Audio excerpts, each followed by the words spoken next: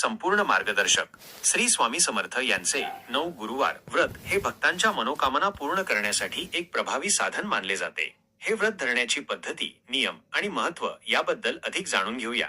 व्रताची पद्धती. 9 गुरुवार. या व्रताची कालावधी 9 गुरुवार असते. उपवास. प्रत्येक गुरुवारी उपवास करावा. पूजा. घरातील देवासमोर एक नारळ, विडा ठेवून त्यावर नाणं आणि सुपारी नमस्कार करावा. वडील मंडळींनाही नमस्कार करावा. मंत्रजप. दिवसभर श्री स्वामी समर्थ या मंत्रांचा जप करावा. संकल्प. पहिल्या गुरुवारी उजव्या हातात गंधयुक्त अक्षता, पळीभर पाणी, तुळशीपत्र घेऊन आपल्या इच्छित कार्याचा संकल्प करावा. व्रताचे नियम. काही महत्त्वाच्या प्रसंगी प्रवास करावा लागला तरी उपवास सोडू नये. व्रताच्या दिवशी एकादशी, महाशिवरात्री, अमावस्या आल्यास फक्त उपवास करावा. मात्र हा गुरुवार गृहीत न धरता पुढील गुरुवारी व्रत करावे. व्रताचे महत्त्व. मनोकामना पूर्ण. हे व्रत धरण्याने भक्तांच्या मनोकामना पूर्ण होतात. आशीर्वाद.